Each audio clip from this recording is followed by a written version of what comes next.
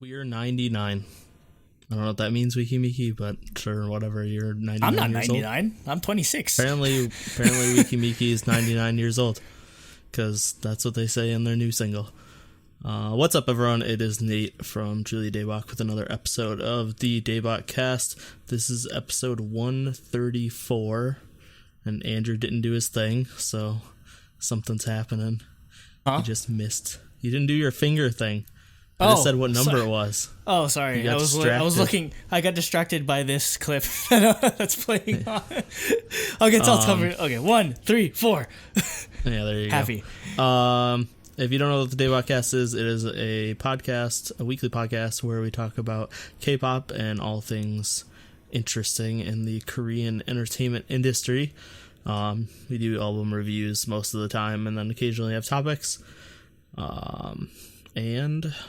What else? I'm forgetting my opening for some reason. If you like that video, subscribe to us on YouTube. Like the videos, physically like them on YouTube. Click the notification bell, because then you'll get notified when videos go up.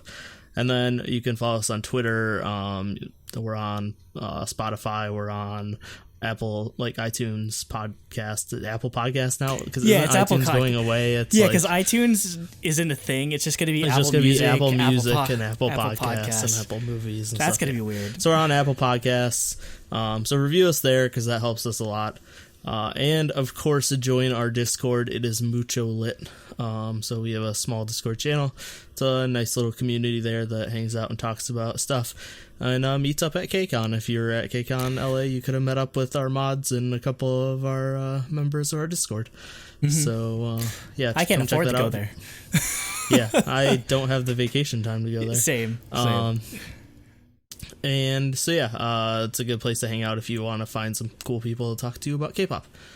I'm Nate, like I said, and as always, I am joined by Andrew, who usually has 3 things. Number 1, this was just a really busy week in regards to, like, I don't know, MMA and wrestling or whatever, because so New Japan Pro Wrestling had this thing called the G1 Climax. It's like their big, like, wrestling tournament show or whatever. The funny thing, or how this relates to K-pop is, there was this, like, big storyline where one of the wrestlers, his name is Kenta, he became a bad guy and joined this thing called Bullet Club, and so hashtag Kenta was trending on Twitter, and then all these K-pop fans or JBJ95 fans are getting confused. We're like, hey Kenta, why did you turn into a bad guy? Trending. Yeah, everyone was a bit confused there. And then there was UFC 241 last night, which I have which is funny because so the main event of it was this heavyweight fight between the champion Daniel Cormier and the former champion who took the belt off of Stipe Miocic. So in the 4th round, Stipe Miocic knocks out the champion Daniel Cormier. He wins the belt back, and at the end he does this like Irish jig dance. It was hilarious.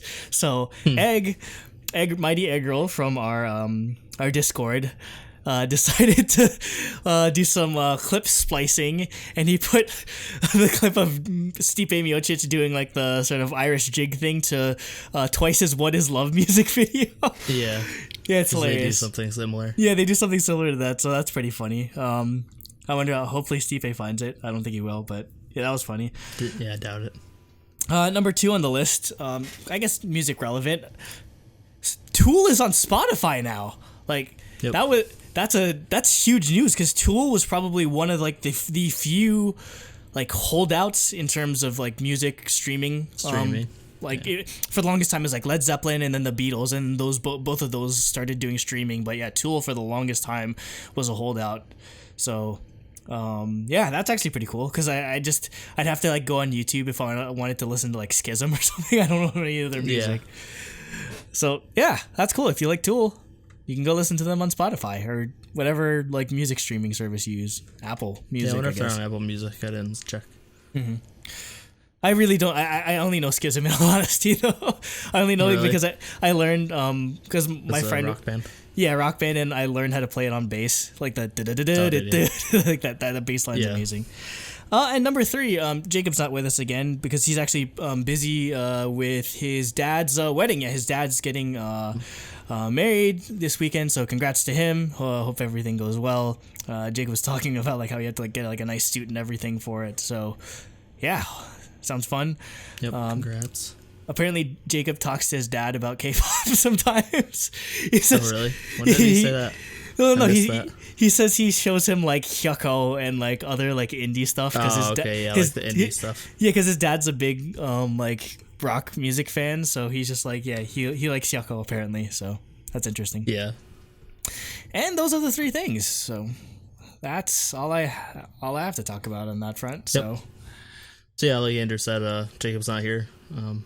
He still doesn't have blow note, so regardless, it doesn't matter whether he's here or not. There's no blow note. There is no blow note. Hashtag no blow note. So yeah, let's get into. So this week we got 3 topics and then a review. But we're doing a little out of order. We're gonna do 2 of our topics first, which Andrew will be covering. So let's go to topic 1, which is Hong Kong and China. Not very related to K-pop right now, but we'll get there. We'll get there, definitely. So the title of this video is going to be like Hong Kong protests, One China policy, and like how it's affecting K-pop. So shorten down because that's way too long for a YouTube title. Yeah, maybe, I don't know. I'll see if it can fit on like YouTube, like YouTube's 100 character limit. But so it's kind of going to be a history lesson, but I feel it's like important to sort of get the full context as to why K-pop or Chinese K-pop idols are reacting sort of the way, or why everyone's reacting in this sort of way, or what the sort of crux of the current protests and incidents going on in Hong Kong right now are. So I thought it best to sort of do a bit of history, and I guess how I'm going to proposing this topic is I'm going to be giving most of the information. Nate is, I guess, going to be the sort of representative of the viewer, asking questions. Yeah, I don't really have any.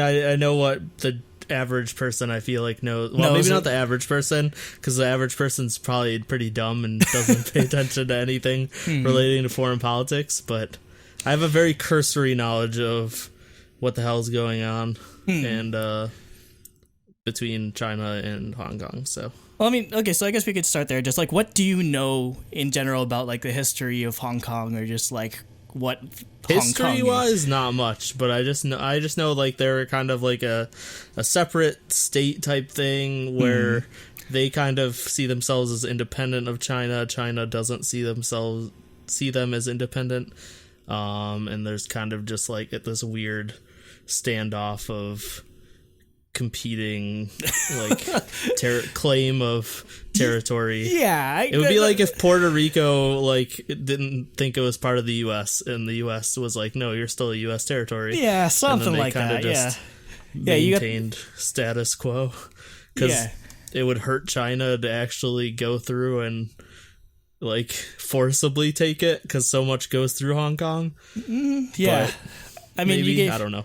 That part I don't know. That part you pretty much gave the basic overview. I'm gonna like go from like the very beginning. So, I mean, I don't know how many people know this, because again, it's kind of like old history. And if you're born past like the 1997, you probably aren't familiar with Hong Kong's history as a British colony. So how that came about was like in like the 1700s and 1800s, like Hong Kong was, well, I mean, like the Silk Road thing, and like how like, oh, everyone was trading with China, and like all these Western European countries, all wanted all the goods they have. So it was kind of continuing through that. Hong Kong was sort of like a big place to do all that trade. European countries wanted like tea, silk, just like all these Chinese goods.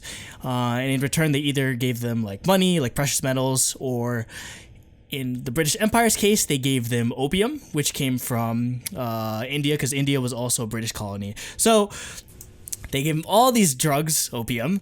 A lot of it was making its way into China, and it essentially caused a drug crisis. I mean, it's literally like the whole opium like addiction crisis is like a direct sort of influence as to why like countries like Japan, China, Korea still like they take drug like accusations really seriously. Like even to this day, it stretches back all the way from like these opium crises. So at this time, China was being ruled by the Qing dynasty. So obviously they didn't like everyone getting addicted to all these drugs or just like having it sort of affect society and I guess the people there. So they wanted them to stop. Obviously Britain didn't want to. So it sort of came to an impasse where China, Qing Dynasty, ordered a halt on trade, and then they basically pulled like a Boston Tea Partied like all of the opium.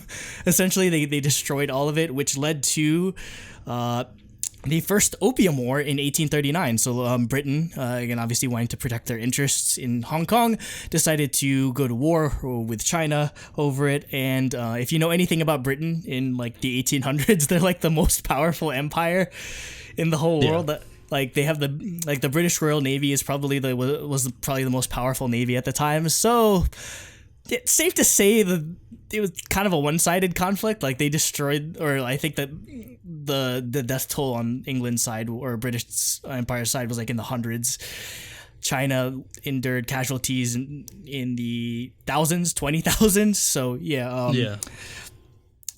So in the aftermath of the war, they came to an agreement called the Treaty of Nanking, which was signed in August of 1842, and it signaled the end of conflict. And as part of, I guess, sort of reparations and sort of making deals to end the war, they gave control of Hong Kong to the British Empire. That's how they gained control of it as a sort of British Empire territory.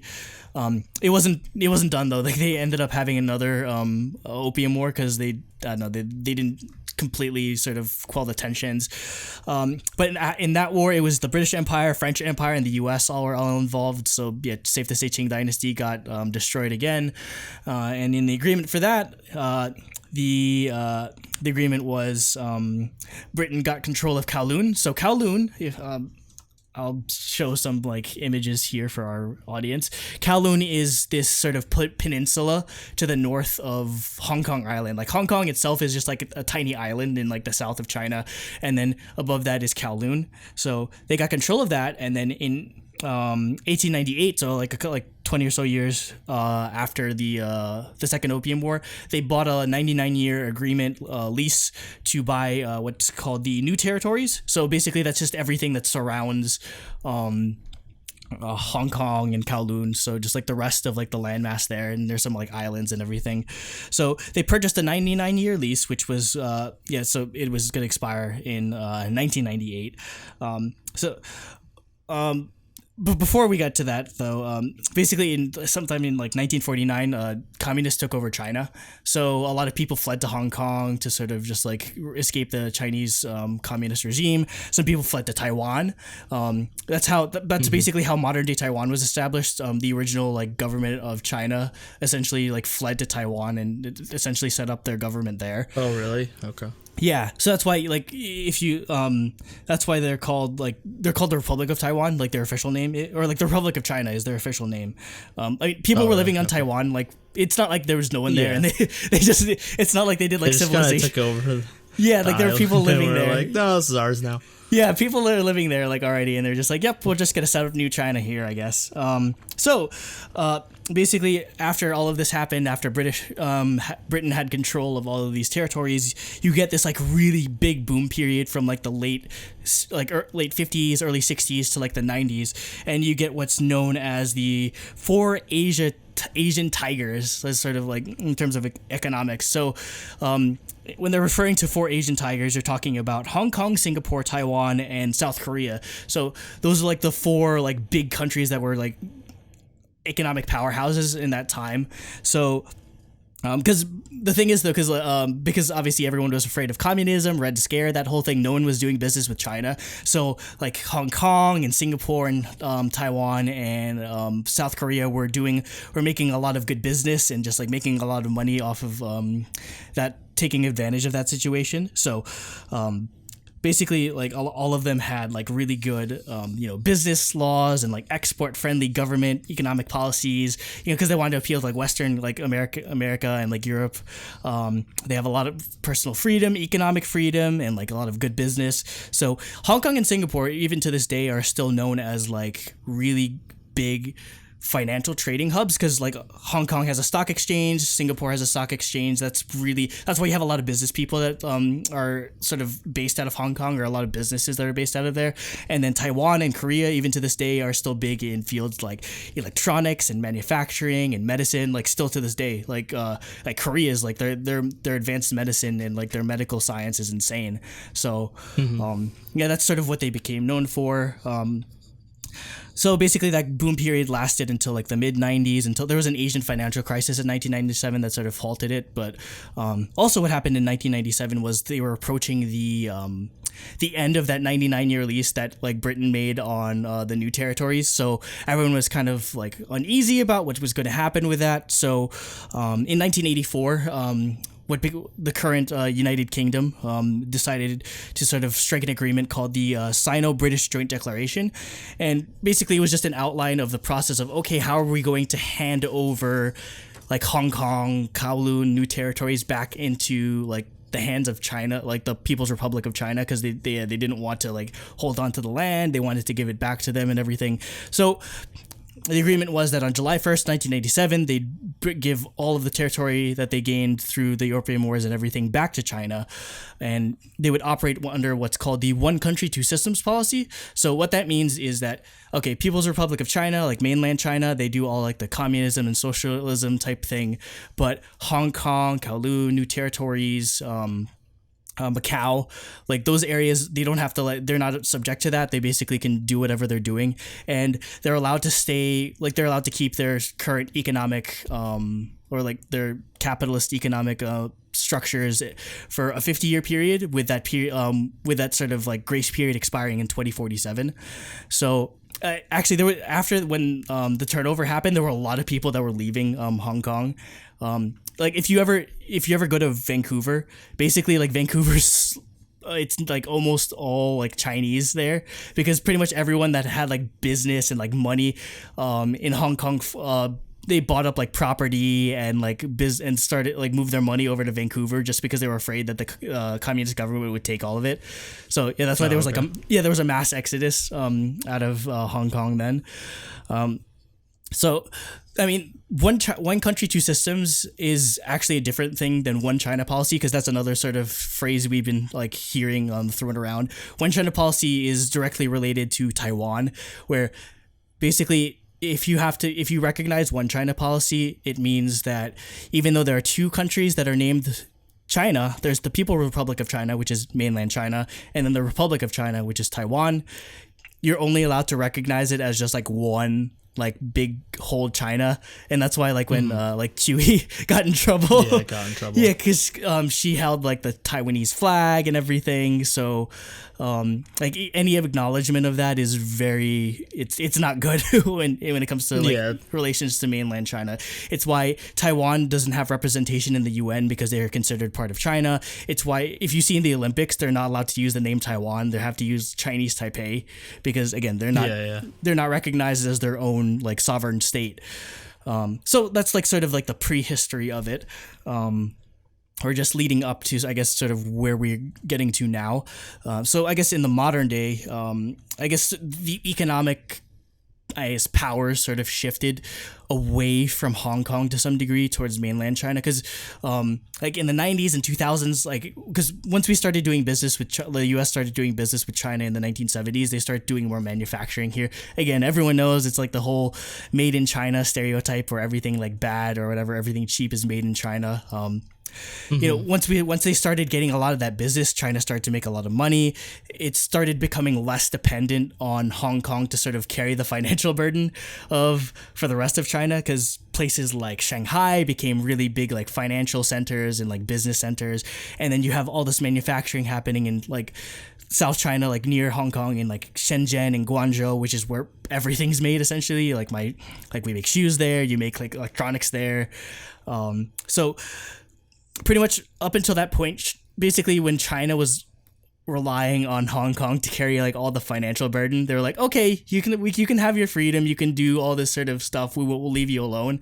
But now that Hong Kong isn't as important in terms of their like financial security, they don't feel the need to respect their sovereignty as much because again it's not really like them it's not really like going to be that much of a like detriment to them if anything happens with Hong Kong. So so basically a lot of people in Hong Kong have felt that China is slowly being encroaching on Hong Kong's autonomy, and like trying to sort of subject them to Chinese rule or subject them to like Chinese mentality. And if you ask people that live in Hong Kong, they don't think of themselves as like Chinese. Same thing with if you ask people that live in Taiwan, they think of themselves as Taiwanese.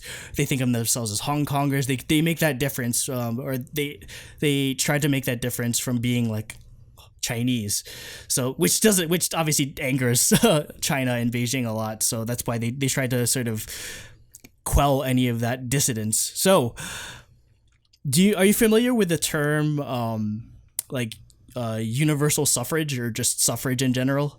I mean, depends on how it's used. I mean, like the right to vote. Yeah, that's basically it. So, I mean, I really don't know how to like sugarcoat this or just like explain this easily, but Hong Kong does not have universal suffrage. So, they have elected officials, and to some degree, they can vote. It's just not everything is subject to vote from like the voting populace. So how it works is half of the Legislative Council of Hong Kong, basically their Congress, is you can elect directly. Like you can like do like basically how it is in the US where everyone runs and then you vote and that sort of thing. The other half are appointed by something called the Election Committee. It's this small group of like 800 to 1,200 members. It's comprised exclusively of high-ranking business people and from like different like sectors of business and legislative officials. So that's definitely come under a lot of scrutiny because everyone feels that the only people that are elected there are the ones that are, you know, friendly with China, or the ones that like basically it's only working in the interest of the rich people, not like the regular common working person.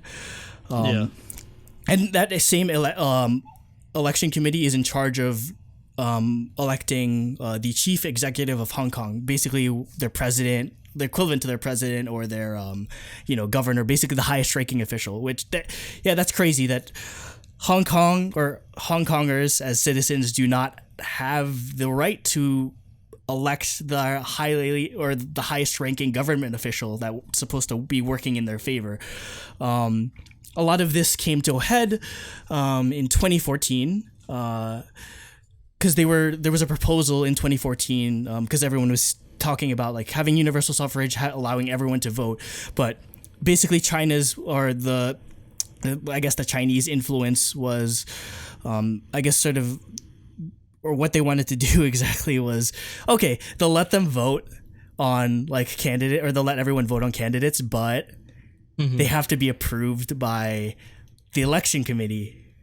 And again, the election committee or a lot of people on the election committee answer to Beijing. So that's what sparked a lot of protests and all of this outrage. Basically, it's the specific wording for the conditions was, it said, quote, "The chief executive shall be a person who loves the country, China, and loves Hong Kong." So that was their criteria for it. So yeah, that sparked a lot of protest and outrage because again, people thought it was just like it's phony suffrage, or that you're only getting to, because anyone that isn't like in favor or pro Beijing or pro China would just get screened out immediately. They wouldn't even get presented to the voting public.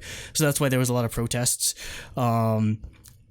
So they did like a lot of sit-ins, they did a lot of marches. It became known as the Umbrella Movement because basically like the riot police were just like throwing like tear gas and like pepper spray and everything. And so what they would do is they would like have umbrellas everywhere, so like to help deflect the like the pepper spray and everything. So yeah, the umbrella having an umbrella out is sort of became like the icon or like the symbol of just like universal suffrage in Hong Kong. So that's actually pretty cool. Like you wouldn't think of a random like umbrella just being like a political like statement or whatever. And a lot of all the people that were in charge of it were like students, like people our age, and they got arrested and given like months in prison because for of kind of just like maybe like colonial era laws about like unruliness or like inciting like conspiracy and that sort of thing. So that definitely sparked a lot of outrage on behalf of the protesters. And in 2015, they eventually shot down that proposal, like 28 to 8. Some of the pro-China voting bloc, they tried to like stall the vote and everything, but eventually it got shut down. So they just reverted to the previous method of, okay, the election committee is the only one that decides the voting. So I don't know if it was for better or worse in that case. This resulted directly in the election of Carrie Lam, who is Hong Kong's first female chief executive. Carrie Lam is still the chief executive today. And unsurprisingly, Carrie Lam is a pro-Beijing ideologist and definitely has pro-Beijing leanings and pro-Beijing backing. So, like, how they do elections over there is, you know, in like Star Wars, when like the prequels, when like the separatist movement, we're talking about like, oh, like the banking clan or like the whatever, like the Kaminoans or whatever. That's basic. Yeah, that's basically how. That's how it works in Hong Kong, where basically you have to appeal to like representatives of each different industry to sort of vote for you. So you have people from like the tourism industry, or like the people that run like hotels, people that run like manufacturing and that sort of thing. So that's how the voting works over there. You have to appeal to like different like sectors of industry. So yeah, I mean, for me at least, as a freedom loving American that hasn't known anything else, it's kind of different and maybe a bit scary. Yeah. I just spent all of today watching Chernobyl, so I got a good taste of how communism works. I mean, definitely appropriate for the discussion. Communism bureaucracy. Yeah, that's why a lot of people have been sort of in favor or wanting universal suffrage, because again, it's only working in the interest of people who control a lot of business, who control a lot of power and money in Hong Kong, not necessarily like the regular, everyday working man out there. So that's why like there's all of these, they call them like class like protests, or like basically people between different like social classes and social standings just sort of fighting against each other. So any questions so far after that? Because that's probably the end of part 1. No, it made sense to me. I mean, it was basically just a history lesson, so don't have too many questions, but okay. It's definitely interesting how all of it came about. Yeah, because not many people know about like the history of just like how Britain was involved in that sort of thing. So okay, so starting the second part. So I'll try to get into the current situation going on in Hong Kong right now. So like, I know you watched Fast 5, right? So, and remember the part when Mia and God, what's his name? One that died. What? Han? No. Like, you remember when they're on, like, whenever before they're gonna do the train heist? What Paul Walker's character's name again?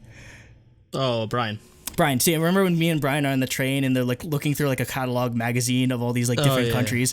Like Hong Kong was one of the destinations because they said, oh, there's no extradition treaty there. Same thing with like the Dark Knight, if you remember. They go to Hong Kong. They go to Hong Kong because because Hong Kong doesn't, or they wouldn't extradite anyone from Hong Kong. So Batman goes to Hong Kong and recovers him and everything. Yeah, so. Yeah, basically, it's sort of a concept that Hong Kong doesn't have extradition treaties with almost anyone, essentially.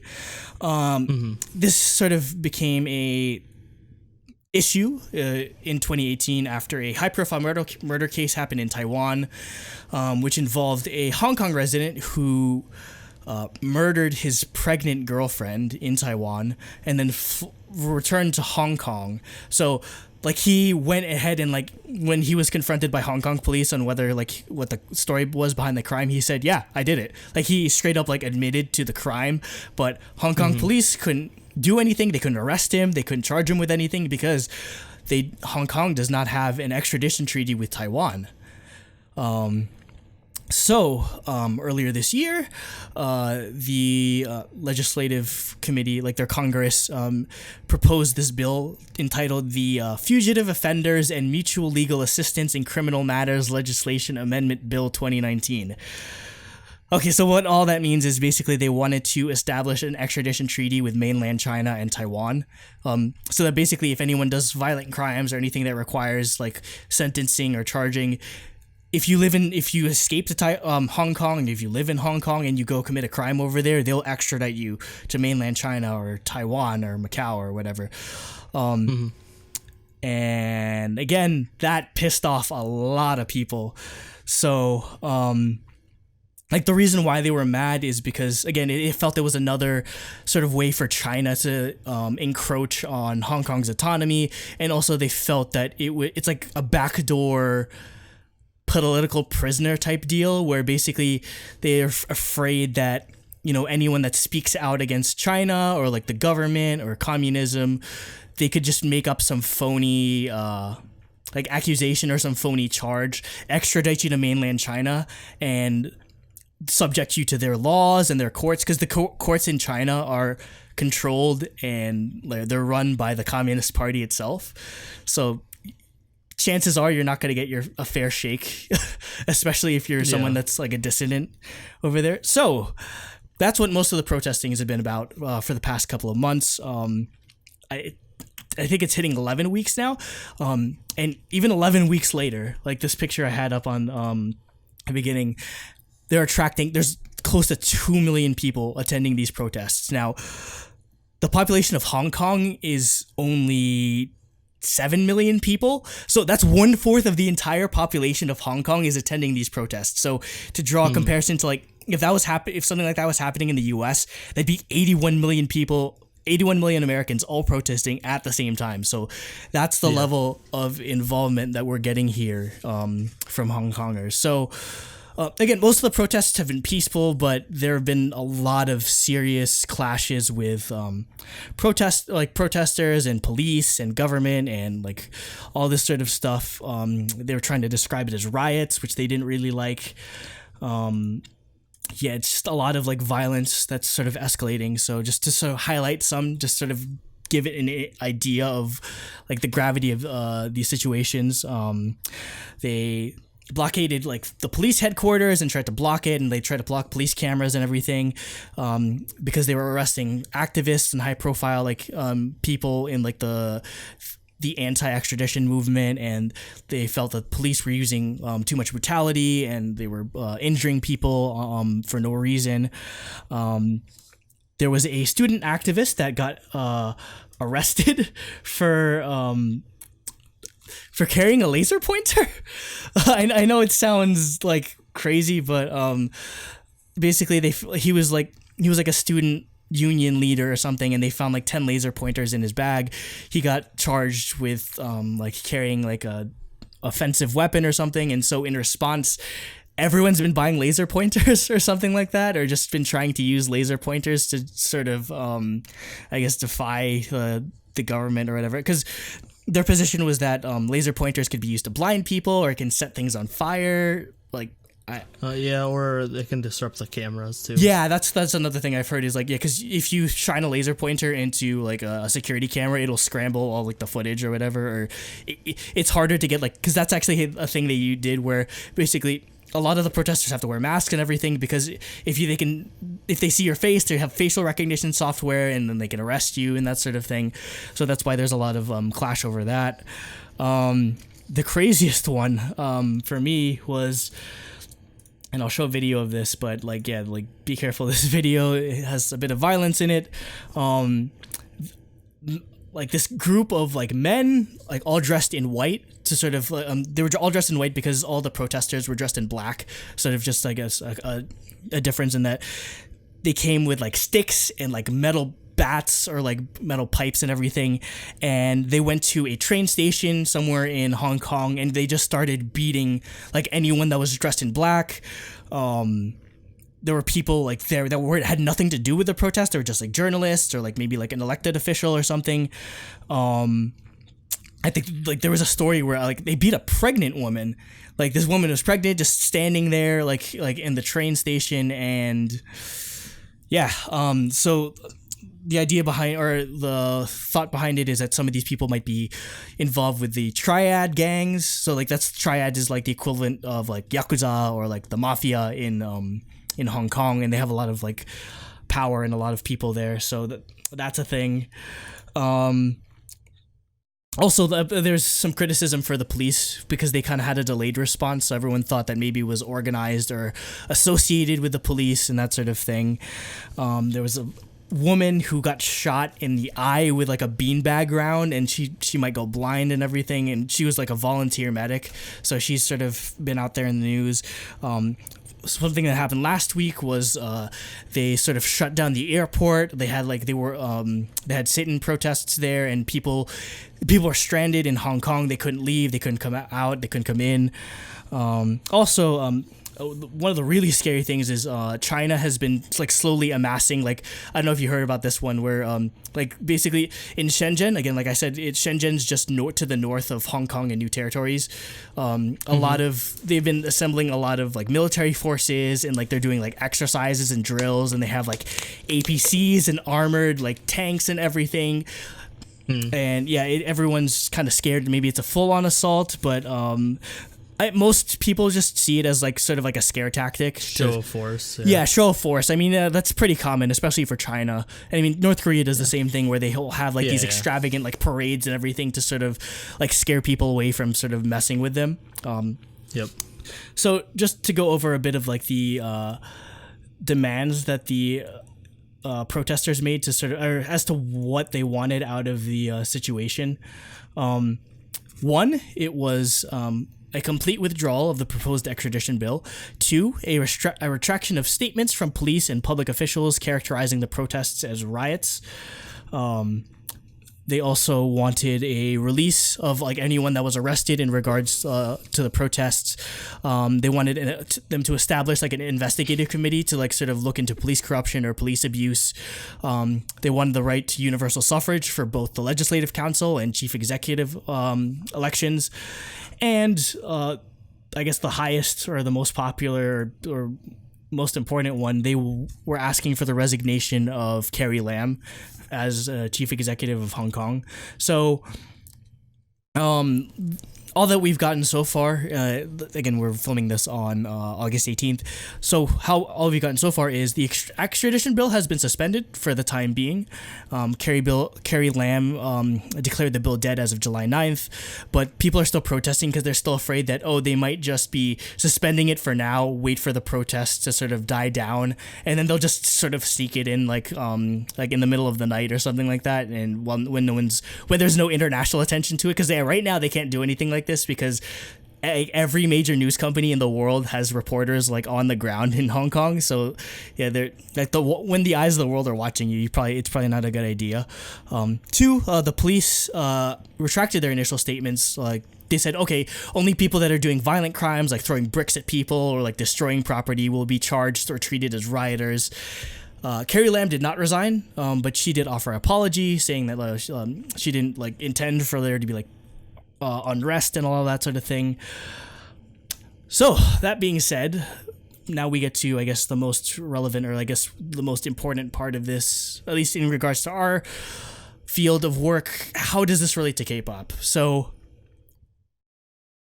like, it's no secret that like K-pop companies, they want to appeal to the China market. There's a lot of people in China. Like there's a huge like desire and like I guess want for K-pop idols to sort of promote over there. So that's why you see all these, they go to places like China and Taiwan and Hong Kong to have concerts. They have members of K-pop groups that are from China, from Taiwan, from Hong Kong, because they're trying to appeal to the like whatever fan base they're sort of growing in those countries. So at first, what happened in the aftermath of these protests and the unrest happening in Hong Kong was a lot of people that had scheduled events were canceling them. So Kang Daniel canceled his fan meet. AB6 has yet to cancel their fan meet, but the fans are just pleading with them to like the company to like cancel it, because the fan meet's supposed to happen on August 24th and there's still a lot of this like protesting going on. So yeah, I think they should probably cancel it at that rate, because it's still way too crazy over there. If they do. CJ and Mnet have sort of thrown the idea around of maybe not having Mnet Asian Music Awards Mama in Hong Kong or in Japan, because like Hong Kong is kind of like the main place that they've been having it for. They usually do it in Hong Kong. Yeah, it's always been in Hong Kong, or like Macau, specifically.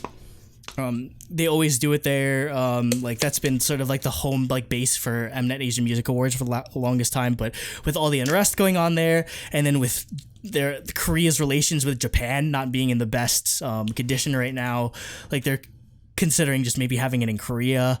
GOT7, it took them a long time, but they finally delayed their concert. They were on their like spinning top tour or whatever it's called. They came to the US and everything. They were supposed to have a fan meet or like a concert in Hong Kong. They canceled that as a direct result of Jackson Wang being a Hong Konger and being Chinese, for his safety, and I guess just for his involvement to some degree. Jackson also canceled his appearance. He was supposed to show up at 88 Rising's festival that was happening this weekend. Yeah, that was happening the same weekend as KCON too. So that's crazy that he had to cancel that too.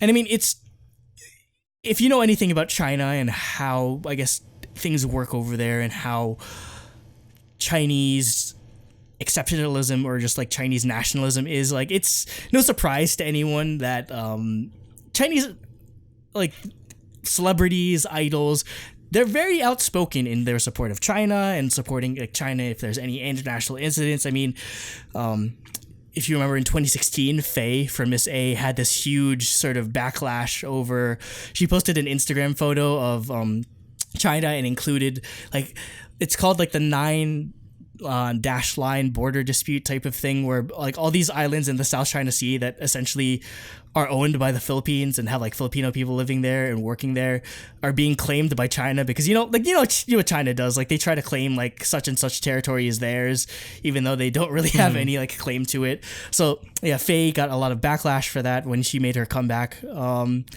So yeah, we've definitely experienced it before where Chinese K-pop idols have showed their support for China and the government and sort of anything that China does. So we've had this sort of string of K-pop idols from China that sort of showed their support on like Twitter and Instagram and Weibo, which is like Chinese Facebook. I mean, I've been trying to look up like who did like what with Weibo, but it's hard because I don't have a Weibo account and I don't want to sign up for one necessarily. It seems like pretty much everyone did on Weibo. Yeah. Which makes sense. So yeah, there's like 3 tiers to like support, or 3 tiers to like whatever this is going to. So I'll go through tier by tier, and most of this has been sourced through like different articles. A lot of this has been sourced through like Omona They Didn't Live Journal, who's like, they've been blogging for years and they do stuff on Reddit sometimes. So so the first post or the first social media campaign that made its waves was the quote, 5-star red flag has 1.4 billion guardians hashtag campaign. Like that's the actual name of it. Yeah. That's the poorly translated name of it, basically. It's so it just gets butchered in Google Translate. So it's this Weibo sort of hashtag social media campaign, I guess expressing pride in showcasing like defending the Chinese flag, because it's in a direct response to like a lot of the protesters would just in Hong Kong would just like climb like the pole, like the flag pole, get the Chinese flag and like throw it into the river or something like that. Yeah. Because they don't consider themselves Chinese. They consider themselves Hong Kongers. So idols that sort of did that were as follows: Jackson from GOT7, Lucas from Wavy, Yanan from Pentagon, and Uki from G Idol. So that one I think is that's sort of like the lowest, I guess, tier of involvement to sort of, I guess, put it there. I have seen some rumblings about Sally from Gugudan maybe doing something, but I haven't found any like confirmation yet officially. I mean, she's Chinese, she's from mainland, so it wouldn't surprise me. But I don't have any official confirmation either way to sort of confirm or deny it. So I'll just sort of give that caveat. The idols that I guess sort of went even further in their support. There was this message or image going around that said, or that was in support of Hong Kong police, because there was an incident where some type of journalist or state-run media official or something was in the airport in Hong Kong. Like I said, there was like protests there, and he went up to this group of protesters and said, quote, "I support the Hong Kong police. You can beat me up right now." And then they attacked him and everything. So that's sort of become a rallying cry for like Chinese celebrities, and that's sort of become like a shared post sort of thing. I know, like, I know it's kind of bad to make a joke about this, but it kind of reminds me of like the "so what are you gonna do, stab me" thing. Like, yeah, I don't know what that is. Oh, it's like this, like, it's like this Dateline like radio transcript where somebody that's about to get stabbed says, "So what are you gonna do, stab me?" Yeah, okay. and, I mean, I don't know what he was expecting, trying to say you can beat me up right now in a crowd of protesters. But yeah, in a environment like that, you kind of. I mean, he literally asked for it, but... Yeah, I mean, they try to use that to sort of be like, oh, all the protesters are, like, violent, they're attacking people. Yeah, they're trying to, like, sort of put it in that type of light. So the people that shared, I'll show you I can show the post right now. It says, the one that said, it says like, "What a shame for Hong Kong," and then like, "I support the Hong Kong police." So the idols that said or shared this post were Cheng Shao, of Wuju Sonyo, I think. Question mark. Kil Kyung, formerly of Pristine, Jun and the 8 from 17, and Lai Guanlin, formerly of 101, which is very interesting because he's not Chinese, he is Taiwanese. But okay. I think he has a huge fan base in China, so he maybe it's sort of, that's the speculation as to why he sort of put out these type of messages. But I'd say the sort of the most outspoken idols, or the most like active ones and showing their support, and definitely some of, like, I guess maybe a bit of the disturbing content is from Lei and Victoria, Lei of EXO and Victoria formerly of FX, I think. So in regards to Lei, he shared every single one of the messages and hashtags that I mentioned before. So like the Chinese flag post, the Hong Kong police post. He shared all of that to social media. He also canceled his sponsorship deal with Samsung and threatened to cancel his sponsorship deal with Calvin Klein because they listed Taiwan and Hong Kong as separate locations from China, which is in violation of One China policy. So he didn't appreciate that. I believe one of his publicists sort of expressed his disapproval. Apparently he has direct ties to the Communist Party in mainland China, and he is a public ambassador for the Communist Youth League of China, which is, I think, it's like their Boy Scouts, essentially. He's like the he's like the public face of that over there. Victoria, again, she also shared a lot of the same posts and everything as before, and sort of the one that made headlines was her Instagram post with the Chinese flag and just like all these like huge red letters. It translates to, "I love China, I love Hong Kong, Hong Kong is a part of China forever." So, and you just see in, like, I'm scrolling through it right now, like all of the responses are in Chinese. Well, yeah, there's like, it's like got the creepy like communist bot post of like, they're all like the same post. It's the same like message. Just like there's like thousands of this exact same message. It's just like creepy looking because it's clear that it's just bots that are spamming like communist propaganda message. Like, even if you can't read the Chinese, like. Yeah, you can, because there's like, one, there's some English in there, and two, yeah, it's just the like sort of the way, like the amount of messages in support of it. Yeah, and it's all the exact same thing. It's just, it's weird. So, I mean, I guess you can kind of put Jackson out there and being outspoken, but he didn't really share as much on social media. What he's sort of being raked over the coals for is he was born in Hong Kong. He's a Hong Konger. He grew up there. Like, he did like sports in the name of representing Hong Kong. But he has been very outspoken in his support of China. I believe someone on, again, I can't confirm or deny this, but I wouldn't surprise me, his parents have ties to the mainland. I don't know if it's direct ties to Communist Party, but they have allegiance with mainland as opposed to China. And also, somebody gave him a Chinese flag in like a concert or something. He's spoken as identifying himself as Chinese and not specifically as a Hong Konger. So he's kind of been criticized over that, which is why they canceled the Hong Kong concert and they canceled the 88 Rising event. So now with that being said, yeah. So I was gonna say both of his parents are from China.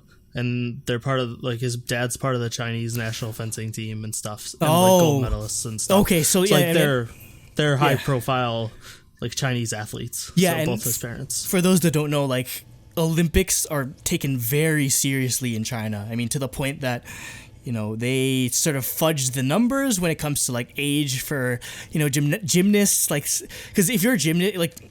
There's, I think the limit is like 13 or something if you're a gymnast, because anything under that, you're just way too flexible and nobody can compete with that. So, like, China has gotten in trouble before for like forging like ages and everything.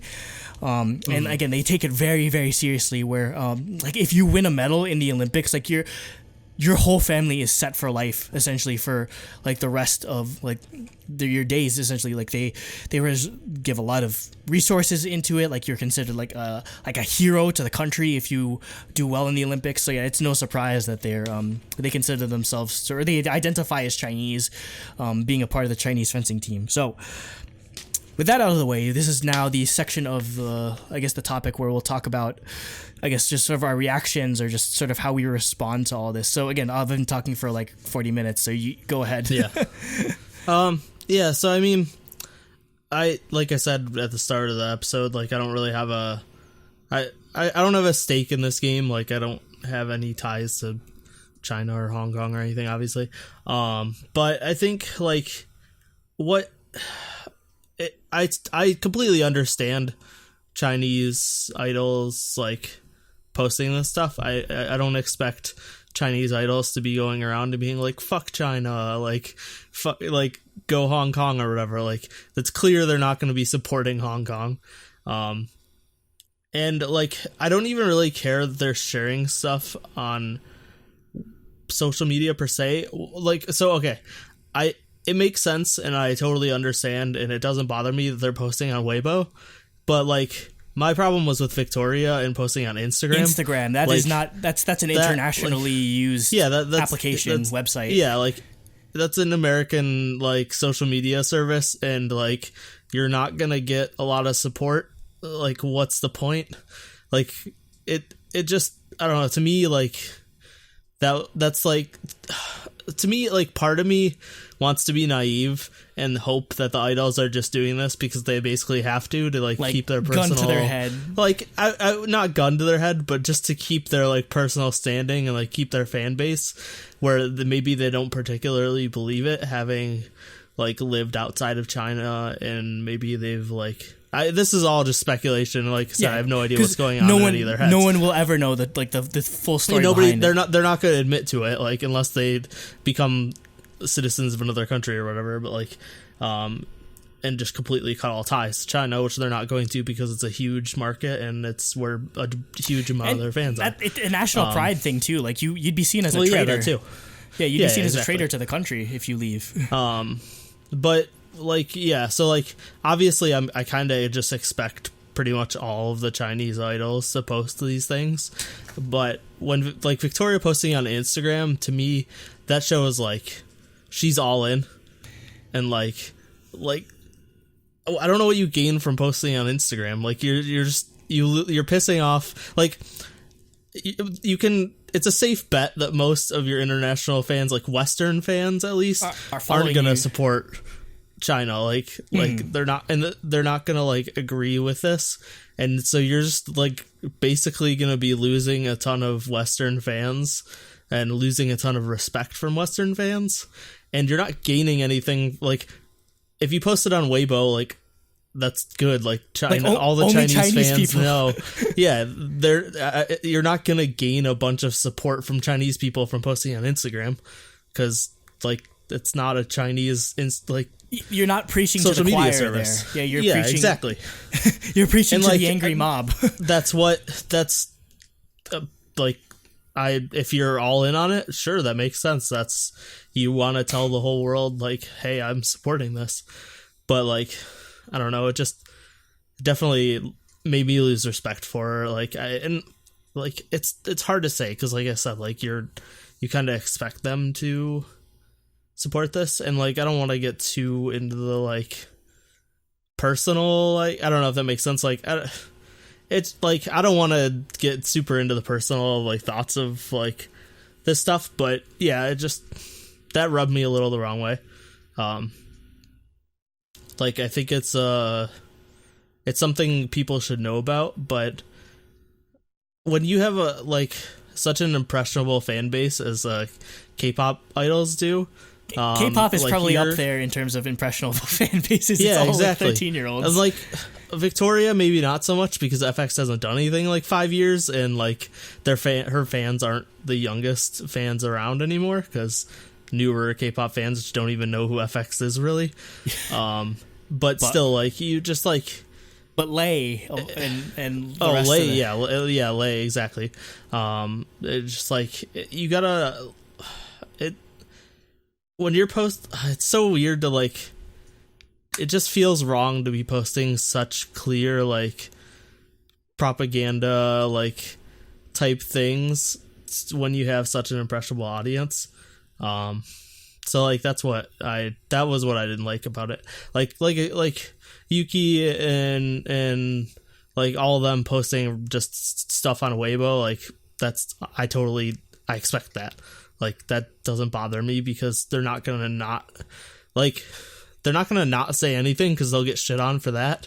They'll be like, why aren't you supporting China? Yeah, all the Chinese fans. That's directly it's directly involved where we've heard this whole thing about like social credit score and everything, and like how like especially as celebrities, like what you say directly affects like what happens to your family, their livelihood and everything. So speaking out against it, isn't that easy for any Chinese athlete, celebrity, idol. They're never gonna speak out against it, and even if they don't say anything, it's gonna be seen as speaking out against it. They're like, why aren't you supporting China?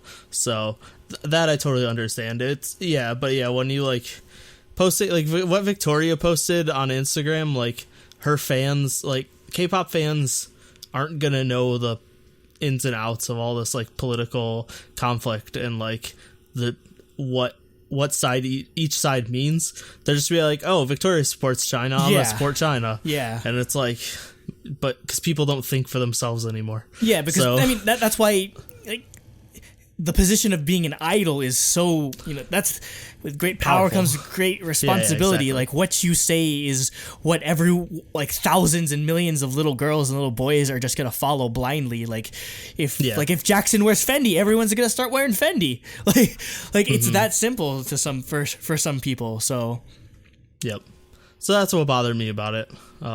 There's not too much more for me to say. Mm-hmm. I mean, on my end, like I know it's just a weird position because I mean, for whatever reason, I don't know, maybe it's just because I have Chinese blood in me. A lot of my biases are Chinese, like Uki, like Teng Xiao. I like Kyokyung. Like Lucas is one of my bias records of the year.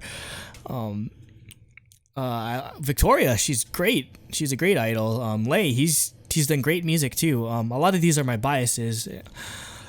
So, I think I've spoken like tertiarily about it prior, but before I was born, my family they lived in Hong Kong. My sister was born in Hong Kong. She was born my family lived in Kowloon specifically. So like because my mom was a flight attendant for Cathay Pacific. Cathay Pacific is like the like Hong Kong like airline, kind of like how like you have like Korean Air, Japan Airline, that sort of thing. Like Hong Kong's airline was Cathay Pacific. So my mom was a flight attendant for them.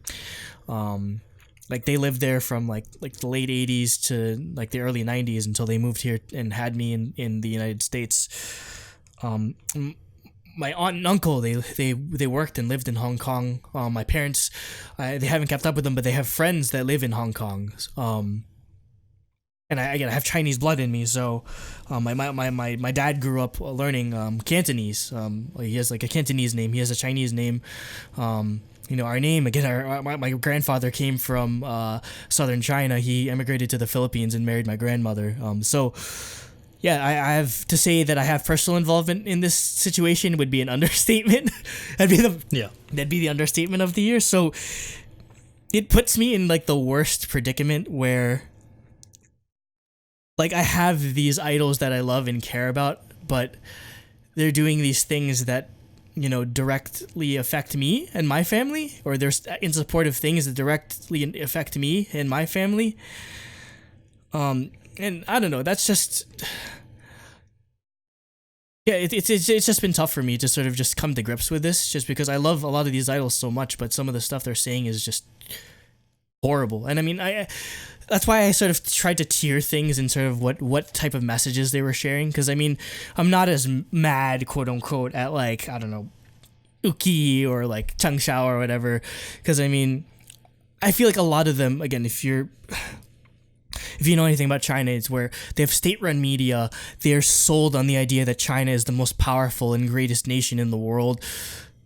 A lot of them don't know any better. Like, they've been indoctrinated into this culture, into this like way of thinking that it's just sort of second nature to them. And I don't want to be like reactionary or critical of idols that are doing this, because again, it might just be ignorance is bliss. Like, they really think it, and I don't know. I don't want to be overly critical of it. I think the people I'm more mad at is like Lei and Victoria, because they've been around for a while, and like Lei, he promotes here in the US. He does so much stuff internationally. He does like international deals with Calvin Klein and everything. So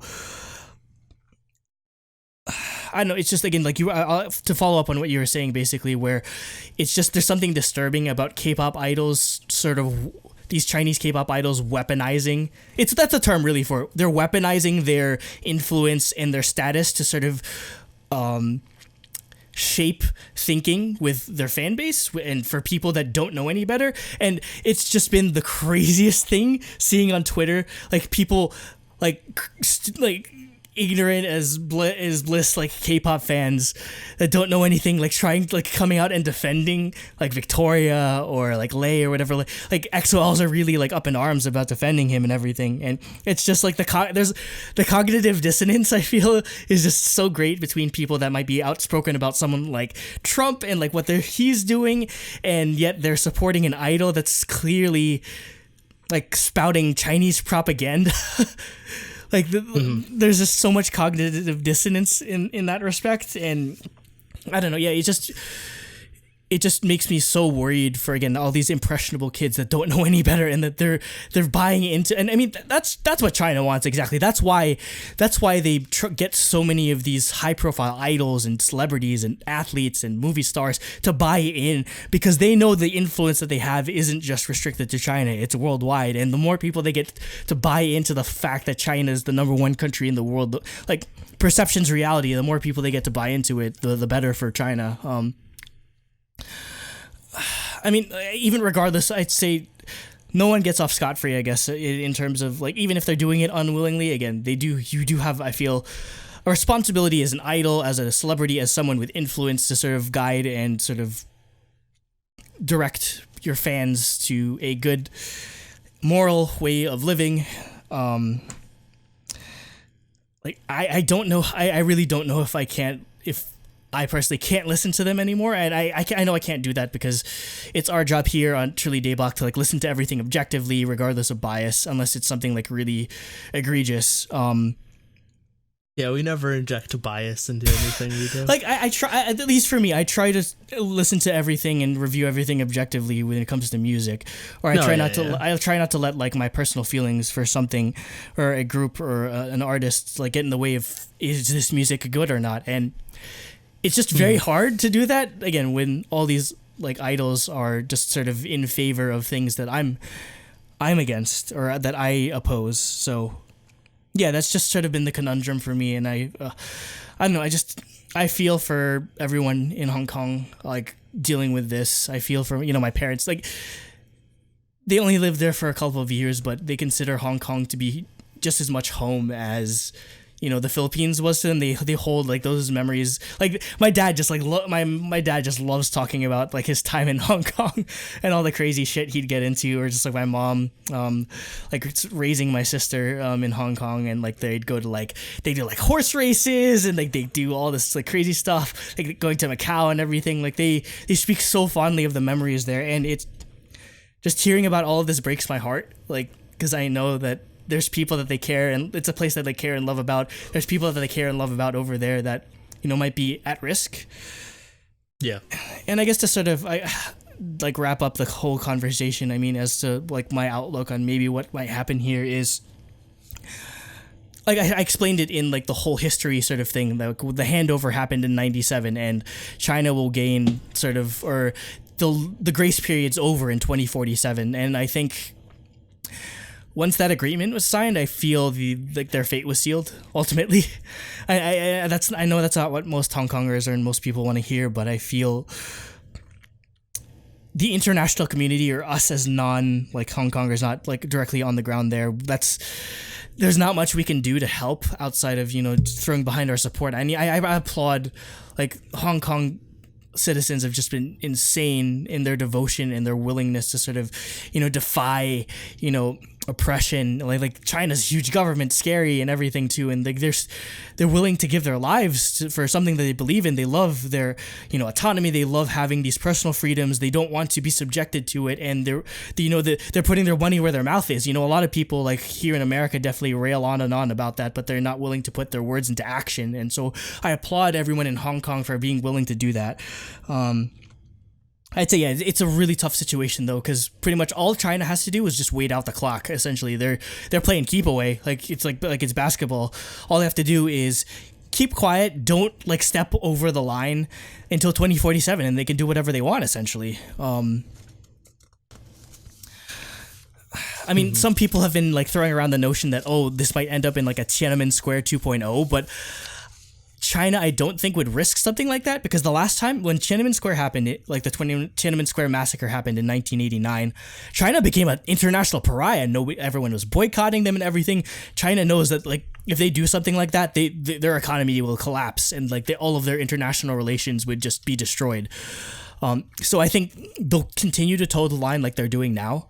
They'll continue to like do like show of force, like threaten military action, threaten like protesters directly. But I don't think they don't have to do anything. Like the ball, like they have the advantage, unfortunately, in this case. And I'd say like the best thing that we can hope for is, maybe the best thing we can hope for is that hopefully people, just put aside the fact that China has the proverbial world by the nuts in terms of like everything's manufactured in China. Like literally everything is manufactured in China, from like that goes to every country. Like if a country, like if the US decided to boycott it, like we've just been so accustomed to cheap Chinese labor that people would complain if like their sneakers or their Xbox is like $50 more or something like that because they have to produce it somewhere else. So like we're just so addicted to it that at this point, like there's too many people with a lot of money that would rather put business interests in front of morality and just freedom and personal freedom. And like even American companies like Nike had this whole situation where like they didn't release a shoe in China because they collaborated with someone that was like in support of the Hong Kong protest. In like Dota 2, like the international, like the big like tournament that they have like every year. It's happening in Shanghai this year, and on their Twitch, like Twitch is an American website, Valve is an American company. They are censoring the word Tiananmen Square and Winnie the Pooh from the Twitch chat because they don't want to, piss off anyone in China and I guess they're Chinese like co-collaborators and everything. So yeah. That's the basic of it. I think like if anyone, like if they tried to do anything military involvement or anything, nobody wants to start World War III over a tiny island in the south of China, unfortunately. And as much as I want to see like things go well, it's going to be an uphill battle. And I mean, miracles have happened before. Like peaceful protests have happened before. Like in the Philippines, they used to be under like a dictatorship and martial law and everything, and they had peaceful protests and they were able to overthrow the government. Maybe something like that happens, and I'm hoping and praying for it. But yeah, I think people should just continue doing what they're doing. Record everything, definitely, because that's the one thing that China doesn't want. If there's any like high profile like scandalous incident that makes them look bad, that's gonna be that's more ammo for the protesters' side. So I just wish them all the best, and I just hope that this, this country or this place that my parents and my family hold so dear, just deserves to stay free, deserves to stay how it is. It's not perfect, definitely, it's not perfect, but I feel imperfect freedom is better than a perfect tyranny. I guess that's the moral of the story here is you'd rather have freedom and like things not go well than just be subject to one uniform idea. So yeah, that's all I really wanted to talk about. I know it's kind of long, but it's something that's important to me, and it's something that I feel is important to talk about and just sort of put out there. I don't know if I'm risking my own financial security. I work with Chinese companies. China has a history of, not allowing entry to people that are outspoken. I mean, like, not that this will blow up, but I mean, I don't care if I'm risking anything by talking about this. It's something I feel strongly about. So I hope it's sort of an insight into, like, I guess what the situation is. And I'm definitely interested in what the different reactions are. I don't know if anyone that listens to us is from Hong Kong or is from that part of Asia, but if anything that contributes to the conversation, we definitely appreciate. How you're gonna react to your idols, or like Lei and Victoria and the rest of them. Like, is it more difficult for you to support your idols or support these groups that, sort of say these kind of things? Like, definitely let us know all of that in the comments, because I this is something I feel we should have an interesting and good, healthy discussion. Yeah. Okay, let's move on to topic 3, much lighter topic. Oh, much lighter topic. We wanted to get that out of the way. We have Weki. We're gonna review Weki Meki's repackaged album Weekend Lull. So this is really just adding one song, but we didn't review the original because it was only 3 songs, just a single album, which is Lock and Lull. We did talk about Tiki-Taka, which is a single during releases, but I really wanted to review this. I know Andrew really likes one of the B-sides, and I wanted to talk about the 2 singles. So, plus we have literally nothing to review this week. Yeah, because nothing that came out. Why did no music come out this month or like this week? Yeah, is it because of KCON or? I don't. That's what I'm wondering, if KCON matter, but like KCON, it's not even in Korea. It's only a small group, and it's only a small group of people. Like, there's still so many groups that could have put out stuff. I don't know. It's weird, but there was a weird lull. Next week we have more to review. We got Red Velvet and The Boys, and we won't be reviewing Everglow, but Everglow is also coming out. So I wanted to review Weki Meki. And we're going to start off with the new single, the repackaged single, which is Tiki-Taka, 99%. So it's a pretty high tempo, like, summer pop song. It's got a little bit of hints of like tropical stuff going on there, but it's just a summer pop song. Like, you know what that means. Like, if you listen to K-pop. if you're familiar with K-pop, you should know like the sort of the outline of what a summer K-pop song is. Yep. I think I really like how the chorus is kind of split into 2 parts. And I think both they're really contrasting, but they're both really catchy. And I think they're really, really well executed. And I love how I think the instruments, like the instrumentals, are simple but intricate at the same time, if that makes any sense. Yeah. Like, there isn't a million things going on with the instrumentals, but there's only a few parts, but those parts have like a really nice intricacy to them. So yeah, I was really happy. So I talked about Tiki-Taka, and I love Tiki-Taka. We'll get into that next. But I was really, really happy that this came out, because they haven't done like a summer-ish song yet. They've mostly done what they termed Teen Crush, which were Crush. So like getting like a straight, just fun, poppy summer song from them, I wasn't sure how it would go. And I'm happy it went really well. I really like the song. I don't think it's as good as Tiki-Taka, but yeah. It's close. As for the music video, it's exactly what you'd expect from a summer music video. They party, they're playing around at a pool, they have like summery, like white crop top outfits. But I think the choreography fits the song perfectly. It's full of like just very like wavy movements, and like all the movements I think fit the melody so well. So I was really happy with how the choreography worked too. Overall, really happy with the song. Yeah, for me, I was kind of like struggling in, do I like this better than Picky Picky? Because for me, it's like Tiki-Taka is a safe song that doesn't necessarily go like, it's not that offensive or like too out there, whereas Picky Picky is definitely out there, where some parts I like, some parts I don't like. So I don't know which one I highly valued better. Like, do I like something that's safe, that doesn't like annoy me?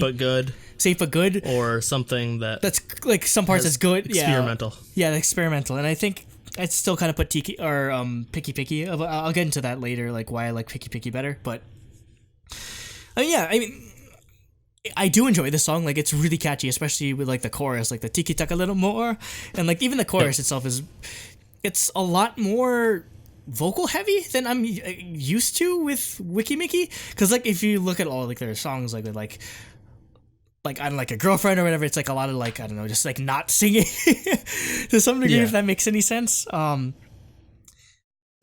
don't know. I'm really conflicted with this song in that, like, again, it's pretty safe and it's pretty enjoyable, but it kind of feels like any girl group can do this. And what I do like about Weki Meki is just like how unique they are. And I mean, it's nothing too like. It's nothing I'm too like worked up about, because I mean everyone does a summer single or whatever, but again it's not necessarily like the peak of Weki Meki for me. But yeah, I still do enjoy the song. It's just been stuck in my head all week. Music video, again, nothing too crazy. They definitely all look nice. Same thing with choreo. It's definitely pretty basic. Don't have to go too crazy for a song like this. Doyeon though. Doyeon looks incredible in this entire music video. You like the bangs? Everyone hates really? hating on the bangs. I love it. I don't know. Maybe I'm just a fan of bangs, I guess. So based on the pictures, it's very hit or miss in my opinion. I think most of the time, like, she looks good in like in video, but sometimes in the pictures it doesn't look very good. I don't know. I like that makes sense. I like the bangs. I don't know. And just maybe I'm kind of just like a fan of like idols with bangs in general. Because I mean, like Sogi, like sometimes like other idols have bangs or whatever. So it's a taste I like, I guess. I don't know. I'm still like back and forth between her and Yu Jung as like who's my bias in like Weki Meki. But yeah, Doyeon's definitely the standout for me in this comeback. Next we have Picky Picky, which, like I said, we talked about in releases, but we'll bring it up again. So for me, this is one of my songs of the year. I've talked about it before. I don't know if it is my song of the year so far, but it's definitely up there. I love how deep and bassy the instrumentals are. It's like they took like deep house sounds, but then put them in a more up tempo like pop song. I really like that mixture. And I love how like sassy their vocals are and like how full of energy they are. They're just, the way they sing the song is like perfect, I think, for like what they're going for. And the hook again is insanely catchy. It's everything about the song I love. I loved it the instant I heard it, and it's just, the instrumentals are weird and interesting and cool sounding. The vocals are really good. The beat, and I like how the beat itself is very simple because it allows you to focus on those instrumentals and the vocals, because those are definitely the highlight. It's not like some weird beat that kind of like overpowers those. And then I love the music video. I think the styling, the school setting is really good. The like yellow and pink and then the black and pink outfits, they all look amazing. The whole like them finding band instruments and making like a rock band is cheesy and fun. Why?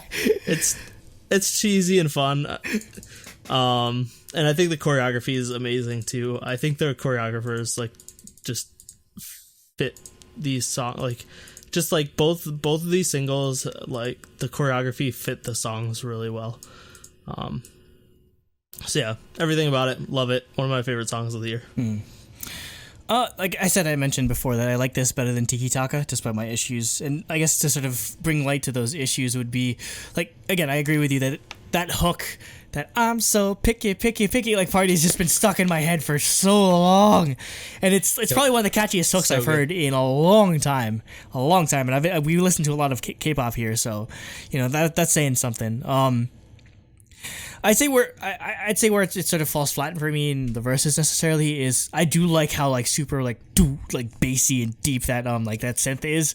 It's just I wish like again I like a lot of vocal color and vocal melody in my verses or just in my singing in general, and I do like the sassiness of it. I just wish that the vocal melody was a lot. I wish it was as interesting as the instrumental was, because I feel like it was a bit of a mismatch in that section. I mean, yeah, it definitely just sort of balances out. Like, I don't hate the song, I don't love it too much, but I do like it just because it's super catchy. And again, I often talk about how much I like seeing progression in groups and everything. I can see the progression that sort of Weki Meki has made in their sound in this song specifically, in terms of like how experimental it is, like how just like sort of the sound signature they're going for, the concept they're going for. So again, that's something I value a lot when it comes to K-pop. So yeah, that's definitely another plus for it. Also, like, this music video was just so much more creative than Tiki-Taka was. I don't know what the plot of Tiki-Taka was. At least with this, they're apparently in a school, and I don't know. So they're apparently in a school. That's all I really know about it. Is they get in trouble for doing science experiments, and then they find rock band instruments, and then make a rock band for a school show. Yeah, it makes total sense. Yeah, at least there's some semblance of a plot there. Yeah, choreo is nothing too crazy. I don't think it ever is really for Weki Meki. But they do a good job of having it fit whatever concept and sort of what the sort of song is going after, that sassy, like really like edgy type of like girl group type of thing. So they do a really good job in sort of showcasing that through their dancing. I don't know where I'd put it in terms of my favorites, because I really don't know, because like I've usually just been okay, I like it for most Weki Meki songs. So I don't know, I'd probably have to take a deeper dive to sort of rank whatever my favorite singles would be. Where do you put this in terms of favorite Weki Meki singles? Like number one, or? Yeah, this is definitely my favorite Weki Meki single, by far. Where Tiki-Taka, I'd have to think about it more. But it's definitely, I would say it's like mid to high. I mean, there's only 5 or 6, so I don't know. Tiki-Taka's probably it's not that hard to rank their singles. Yeah, I guess. Yeah. I just have to I don't know. I'd have to re-listen to it. It's been a while since I've listened to like Crush. What are your rankings for Weki Meki singles? Let us know in the comments. Yeah. We did talk about that. Some people were ranking them in Discord a couple days ago. So, next we have Whatever You Want, which is Andrew. He wants to talk about. I'll give my thoughts first. So this is like more like synth poppy. I know Andrew knows the actual like term for it. I don't remember the genre. But the verses actually give me a bit of a like Ujusonyo vibe. There's a bit of like that like magical girly. Like, maybe that's why I like it. I never realized twinkly sound. Yeah, the verses, the chorus is like super poppy, and the tempo changes. It's just like really fun to listen to. The song like ebbs and flows really well, if that makes sense. And yeah, the instrumentals are just super synthy and just fit everything going on. It's just a really fun poppy sound. Okay, so the proper term that we have for you, this is your word of the day, everyone. Hyper cute. That is the genre. Hyper cute. It's like this sort of like EDM, SoundCloud type anime music vibe type of thing. Involves a lot of sampling, a lot of like sort of like vocal, like crazy like baby synth type pitches. This is probably like, again, when I first listened to this, I was like, wow. I was just surprised at, one, Weki Meki would do something like this, and two, just like how much I enjoyed it from Weki Meki. Because again, there's kind of like that duality to it, where like the verses, like that intro is just super like hyper cute and like very Japanese style. Verses, again, kind of, like you said, very kind of like chill, synthy, like Ujusonyo style. The chorus specifically is so J-pop. It is literally like ripped straight out of like the J-pop playbook in terms of like how you do like super fun, upbeat, poppy choruses. Also, like I love like this, like the like I don't know, like watery sort of samples. Like there's some parts like pop, or like they like really cool, interesting samples. It sounds like something like Sean Wasabi's playbook. We mentioned him on Releases a couple weeks ago. I don't know if they could do something like this as a single. I mean, or if anyone would appreciate it, I'd probably be the only one that likes it as a single. But I definitely want to hear more of this from Weki Meki, because again, it it's not necessarily that crazy, like that teen crush or whatever type of vibe they're going for, but it's so unique that I'd love to hear something like this from them again, because I'm the crazy person that's gonna die on the hill that I like this song better than both Weki Meki and Tiki-Taka. Yeah, and I'm probably the only one that's gonna die on that hill, but I don't mind. I like it. I think it would be a cool single, but yeah, I don't know if it would be but popular. Granted, Weki Meki is not popular. Yeah, that's the problem, because anyway, I mean, if you're looking at views for like Tiki-Taka, it's kind of just like been slow in comparison to just even like Weki Meki. So yeah, they need some help out. They need some help in that department, definitely. Yep. And finally, we have Petal Fortune. So this is their like acoustic ballad. I think it's a solid girl group acoustic ballad, but it's nothing standout. I think one thing I do like about it is it gives Weki Meki a like vocal showcase, because they don't really get that for their singles, and they do have some really good vocalists. So that's always good to have on there. Yeah, that's the one thing that surprised me about this, because again, we're usually like, oh, it's a ballad, oh, whatever, but again, not being exposed to Weki Meki's like outstanding vocal talent all the time makes it sort of a bit refreshing to hear something like this. So yeah, I'd say more than the normal ballad, it definitely kind of stood out to me, just because again, there's really good singing on here, and you don't really like Weki Meki. You like the first thing you think of is just in terms of like concept, or like, oh, they have cool like edgy stuff, not necessarily like good girl group ballad type songs. So yeah, if they could find a way to sort of bring this level of vocalization and singing ability and sort of mix it with like their teen crush sort of edgy concept, that'd probably be a home run for me, in all honesty, because I love being a fan of both of those styles, or just appreciating both of those styles. I think it definitely do well for them to serve more, because obviously Korea loves their vocals and like they're good singers or whatever. So again, to incorporate more of that maybe could help them in terms of if there's somebody they could latch onto in terms of being like, okay, good singer or whatever. I mean, I know that's Yoojung, but like I don't feel like she's necessarily had like a chance to shine in Weki Meki, just because of the style of music that they do. So well, yeah, and she's their like main rapper. She's really good at rapping. So yeah, that's the thing. Like, she's super rap focused stuff. Yeah, she's kind of like juggling two things there, where she's a great. Yeah, I don't know. Like everyone, like I know she was known as being like a good rapper, but I did like her. I do like her like singing voice a lot. She was a vocalist originally. Yeah, if I remember correctly. Yeah, so, I'm pretty sure. She just kind of got rap sections, and then people are like, "Holy crap, you're really good at rapping." Yeah, I think they should definitely take more advantage of that, because she's a really good singer. So yeah, mix more vocalization with the teen crush, and I think they'd have a real home run on their hands. So yeah, that's it for a review. Like I said, it's a pretty short review. There's only 4 songs. So we'll get to our scores. And I give it a 10. I had to. It's got no surprise. It's one of my favorite songs of the year. Tiki-Taka is another amazing single. Like, sure, Petal Fortune didn't stand out much, but it's still like a good acoustic ballad. It's not like crazy, like amazing level ballad, but it's fine. And I love the music videos. I love the choreography. I couldn't not give it a 10. I basically, what do you expect from me? Nate strikes again. What do you expect from me? I'm used to it. We're used to it at this point.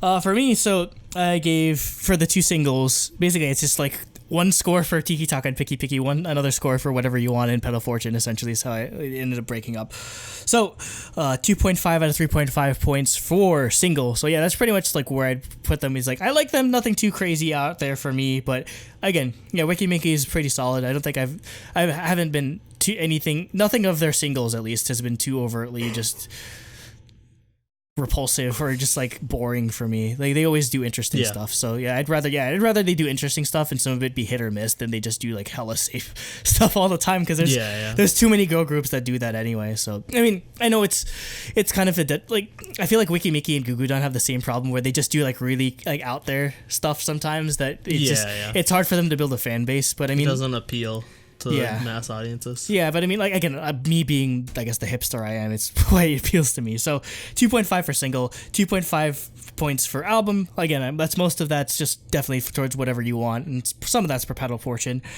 Concept, 2 out of 3. Again, like they're pretty consistent in what they're doing in terms of concept and choreography, and nothing too crazy there. So it's 7 out of 10. That's probably a pretty good 7 out of 10 for me, in all honesty. Kind of a borderline 7.5 for me, but yeah, it's still a pretty good score.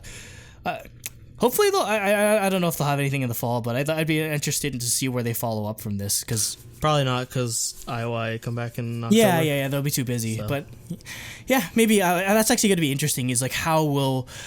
I guess that's a topic for another day, but, like, just to put the question out there, like, how will the IOI branches sort of reconvene after IOI makes their...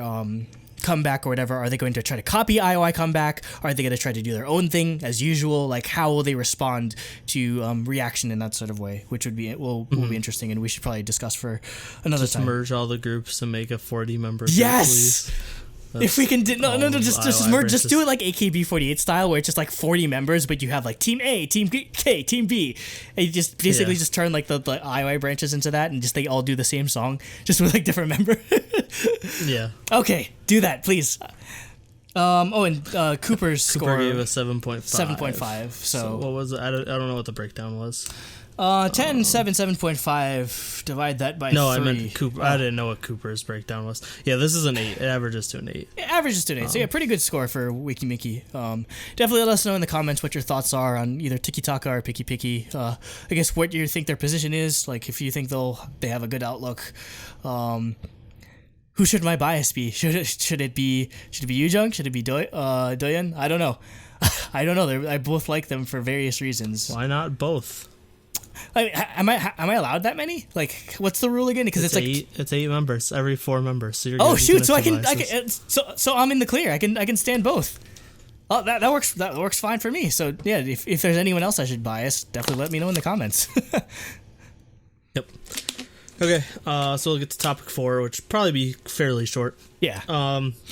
Basically just our thoughts. So I wanted to just talk about line distribution, which isn't something we've ever really talked about. But what do we think is like a fair line distribution? What do we think is a good like line distribution, ideal? That kind of thing. So basically this came about because we just got done reviewing Tiki-Taka and the new Weki Meki comeback, and Lua, one of the members of Weki Meki, has 0 lines in the new song. Wait, seriously? She has absolutely no lines. Yeah. So that's what kind of got me thinking about this topic of like, wait, she has one line. She has one line. I'm looking up on color coded lyrics. She has one line. All she says is "Tell me you love me," and that's she says one thing, and that's it. That was not what I was told, and I looked it up too, and maybe they updated them, because I had looked at color coded lyrics like a few days ago, and she had nothing. I mean, that's still crazy though. Like you have 8 members, and like she's the only one that has that few lines, because. Yeah, pretty much everyone else in the group has a decent amount of lines. Yeah, it has it's pretty evenly split. Except for Lua. So that's why so I guess she does have one line. I guess they must have updated color coded lyrics, and whoever does all this and figures out who's singing what line must have made a mistake originally, or God bless, because I can't even figure out who the heck like my biases are like singing sometimes, let alone like what the whole group I could only do color coded lyrics for a few groups, like SNSD, and then maybe and like IOI. No, even PSD I have trouble with, just because like SNSD. That was when I knew I was a hardcore song. When you could figure out what... I was like, okay, I now can identify them by voice. This is a problem. Maybe I've gone too deep. I think the only one I could do maybe is like 21, because that's easy, because it's just like 4 members, and all of them have like... It's probably easier for if like groups have distinctive voices, or like smaller groups, so... Anyway. But yeah, so line distribution would like... Because it always sucks when you get these like where, there's like...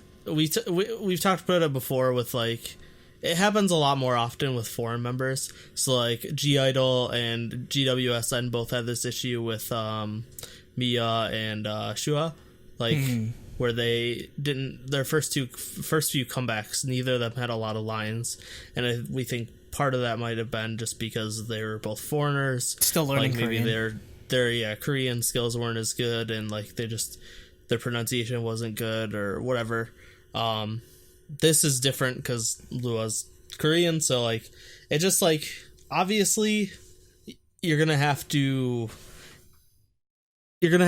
uneven line distribution. Like it's not you have to, because your main vocalists are going to sing the hooks, they're going to sing the chorus, like they're going to have the major parts.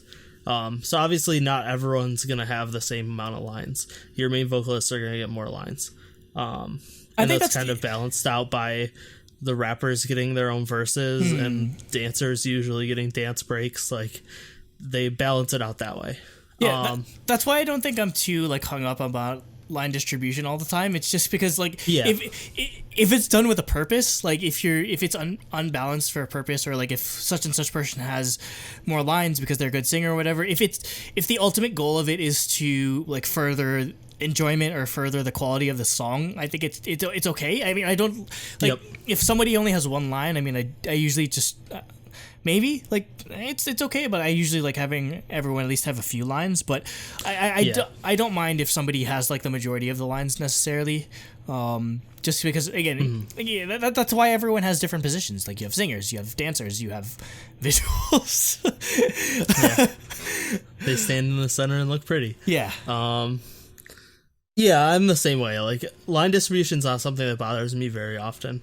But I just thought it would be an interesting topic. And yeah, it does suck, like, when, like you said, I understand why certain members have less lines than others, but it does feel like unfair when a member gets 0 to like 1 line of a song. Like, they're singing, they're part of the song, like a 3.5 minute song is literally like 3 seconds. Then so they get like less than 1% of a person. Yeah, exactly. Like of the entire song is them singing. Yeah, so it always feels unfair, and I mean, there really isn't much we could do about it, other than maybe just, I don't know, like, there really isn't much. I mean, like, I don't know how much, like, Twitter complaining is like, give such and such person more lines will do anything. I mean, people do it anyway, but... and it obviously it just feels bad when that's, like, your favorite member or whatever. Like, you're... Because that... If they have less lines, that usually means less music video screen time. It means they're never the center of the choreography. Like, if they don't have any lines, like, it means they get less like CFs and everything. They're glorified. They're a glorified backup dancer. If you have 0 lines in a song. Yeah. So like, it definitely sucks if that's your favorite member. So yeah, it was just like kind of something I wanted to bring up. Like, do you have any more thoughts on? In terms of line distribution, what interests me more is, like, again, I might be the only one that cares about this problem, but in terms of like line distribution problems, are people that only have to do like one thing. Like, a lot of the time is like rappers, they only get to do rap lines, they don't get to sing all too much. So I'm always a fan of like letting rap line get a few singing lines or whatever, like specifically, like, you know, like when Moonbyul from Mamamoo gets to sing, like, she's incredible at it. Or like Amber when she was in FX, like for the longest time they're like, okay, you're the rapper, you do rap verse, and then when she finally got to sing for a bit, I'm just like, damn, she has an amazing voice. And she's a good voice. Yeah, like, I love singing. Like, I think I like singing Amber better than rapping Amber. To be completely honest with you. So I like. Well, I mean, rapping Amber is like, whatever. She has a great singing voice. So that's why I'm glad she got to use it more. Or, I like situations where you get to change around, like, if a group's known for specific line distribution and they get to change it around a bit. I think that's definitely an interesting thing. Like, with, I think that's half the reason why I ended up liking Likey by Twice, is because for the longest time we were just so conditioned to, you know, Jihyo, Nayeon choruses just for the end of time, and then you get Likey with just Sana like hard carrying like the beginning of it, which was so refreshing and so new and so different for them, that definitely contributed to like my enjoyment of it a lot. I do understand how hard it can be though, with once you get into like the ridiculousness level of like group numbers, like when you get like to like the eyes ones or like the 17s or the Woojoo Sonyeos, where you have to like line distribute for like 13 people. Like, I don't know how that works, but I mean, I'd say eyes one, like, line distribution has never been a problem for either of us. I think when it comes to eyes one, like, I don't think I've ever just had that as like a outstanding issue. They do a pretty good job of letting everyone get lines, I think. Probably one of the only few groups that does it, in all honesty, because I know it's bad with like Wuju Sonyo. For the longest time, it was just like Yeonjung and like Changshao, and then EXI doing raps basically. Yeah, that's probably the only one I know of, or I think of like right off the bat, that was pretty egregious, with like over half the group doesn't sing or like doesn't do anything in terms of like getting individual like lines. But yeah, IZ*ONE's pretty good at it. Like everyone gets pretty equal. 17 is pretty good at it, surprisingly. Well, because 17 does a lot of like unit stuff, so everyone gets a chance to shine in that sort of way. Yeah, that's pretty much the only ones that come to mind in terms of like good examples of line distribution. Yeah, I mean, like I said, usually if you don't notice it's a thing, like it's probably fine. Like, I mean, maybe you don't know everyone in the group or whatever, but it's hard to tell sometimes. But like, I would say for the majority of groups and most songs, it's not really that big of a deal. I mean, like I said, it's obvious the less skilled singing members are going to have less lines. Like, yeah. That's just a fact of life. But it's nice if it's like somewhat even. Yeah, and I mean, sort of, again, a lot of people just pay attention to singles, but a lot of the time it just ends up evening out on like through... throughout the length of an album, or like a length of a mini or like an EP or sort of thing. Like it seems like most groups, like even in for B-sides, like everyone gets the chance to shine. Like when Day 6 has like B-sides where like Doon gets to sing, everyone's just like, holy shit. Like, he finally gets it. Yeah, it's always a nice treat, and we've talked about that a lot too. So yeah, it usually ends up like balancing out in sort of way if you listen through like the album in its entirety. Yeah, bands are another. Bands, like, kind of the exception. They're allowed to have horrible line distribution. Because there's like, a lead singer, there's, like, people that play instruments and that sort of thing. That's just how bands usually work, is the people playing the instruments aren't usually doing much singing other than, like, harmonies and stuff. Yeah. So if you don't have anything else, I think we can wrap it up. I didn't think this was going to be a very long topic. Yeah, I mean, definitely let us know what your thoughts are on line distribution. Is your bias getting screwed? Is your bias getting screwed? Are you a Lua bias? Are you a little biased and you want her to get all the lines? Yeah.